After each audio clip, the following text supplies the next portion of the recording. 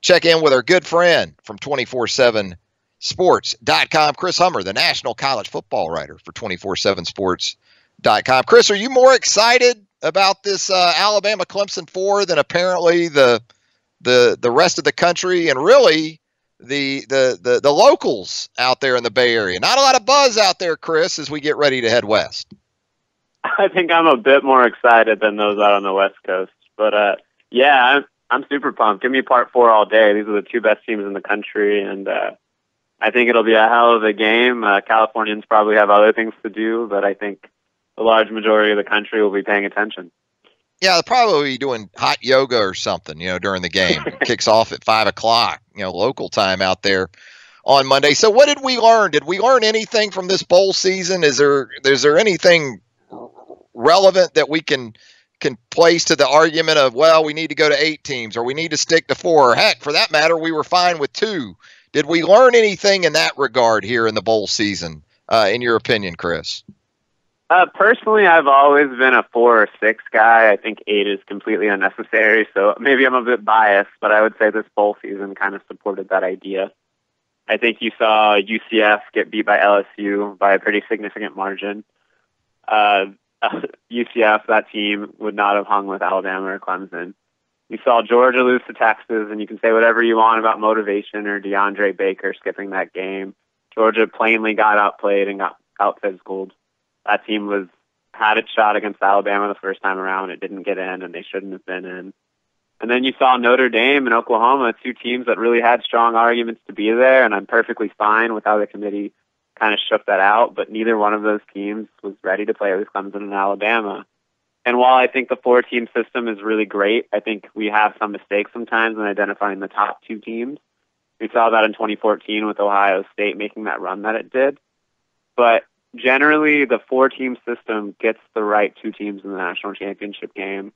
And we're entering year 5 of the system, and I still don't think I can point to a year where we can say the best team did not win the national championship as identified by the playoff.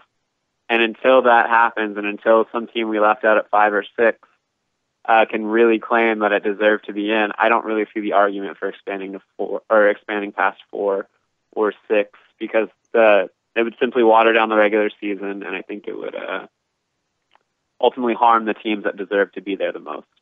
Yeah, the BCS system usually got the 2 teams right. So we went to a 4-team as sort of a checks and balances, I guess, beyond what the BCS gave us. And we're still essentially getting, it seems like for the most part, what the BCS system was giving us before, isn't it?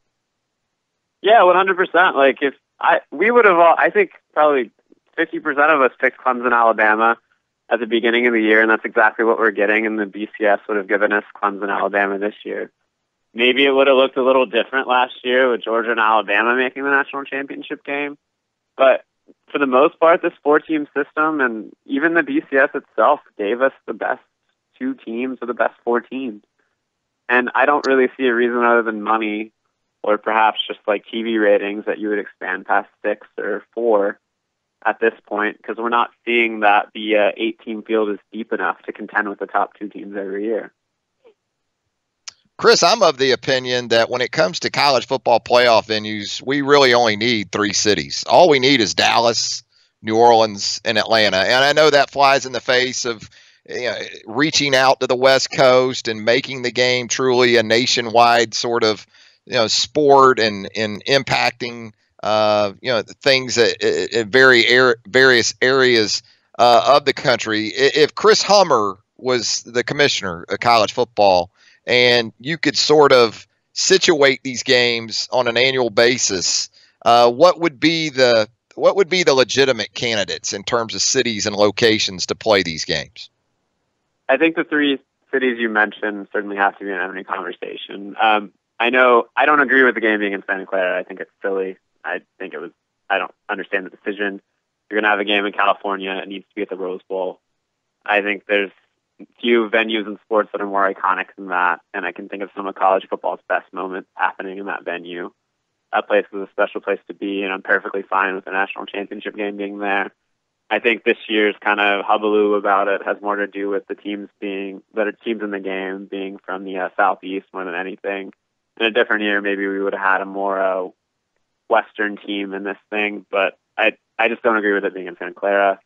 I'm fine with someplace in the Midwest. I wouldn't mind like an Indianapolis. I think the national championship's going to be there in a few years. I think that'll be really cool. There's a lot of really passionate fans in Big Ten country. I know the weather wouldn't be great, but there's a roof there to kind of take care of that.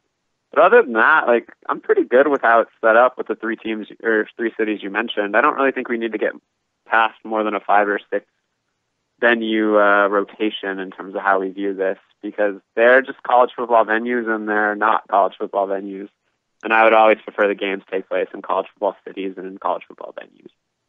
You know who did a sneaky good job with this game a couple years ago? I thought, and I think you were there, Tampa.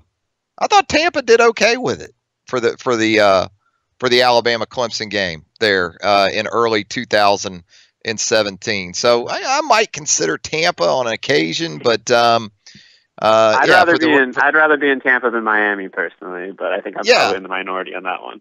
I think that's as far south as it probably needs to go in the state of Florida, and really, for me, probably the only place it needs to go in the state of Florida. That's as a native Jacksonville individual, so it kind of pains me to say that, but Tampa handled it pretty well, I thought. Talking with Chris Hummer, the national college football writer for 247Sports.com. So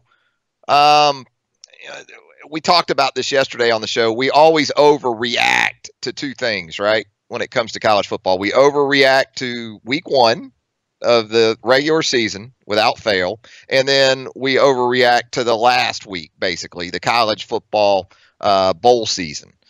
So with that said, based on what we've seen here in the last couple of weeks, give us a team, in your opinion, that's probably going to be ranked higher than it should be to open the 2019 season.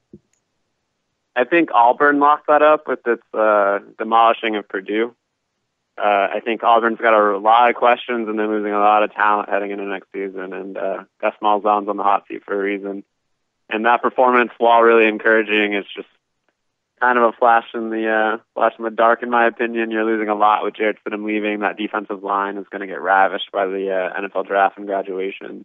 And I have a lot more questions than answers about Auburn. I'm sure a lot of people are going to bring up Texas in this discussion, but I think Texas is arguably the best team in the Big 12 heading into next season. And I think Auburn is the one I would most point to in that regard.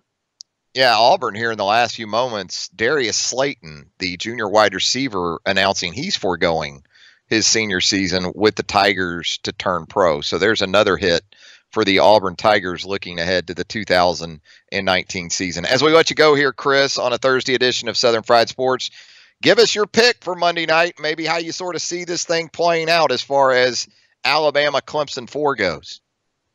Yeah, I think it'll be really tight, and I think it'll be another great Clemson-Alabama game unlike last year that we saw in New Orleans. But I've got Alabama. I just think they're a little more talented. I think that defensive front is going to give Clemson's front 5 a little bit of trouble. You might not have seen it with the way that game kind of went at the end, but Notre Dame's front 4 really did kind of give Clemson some issues for a time, especially in the first half. I think Alabama's got the group to kind of give Clemson some problems there. I think Trevor Lawrence will make some plays, and I think Clemson's defensive line is as good as any in the country, but I think Alabama ends up winning by about what the spread says right now, so about 7 points. I think it's 5. I think they have Alabama winning by a touchdown. So I think Saban wins another one, and college football kind of just keeps going in that way. Oh my word. Well, Chris, as always, we appreciate you joining us here on the program. Look forward to catching up with you in review of this college football season being finally put to bed. Thanks a lot, Chris. Yeah, thanks so much for having me on, guys. Happy New Year.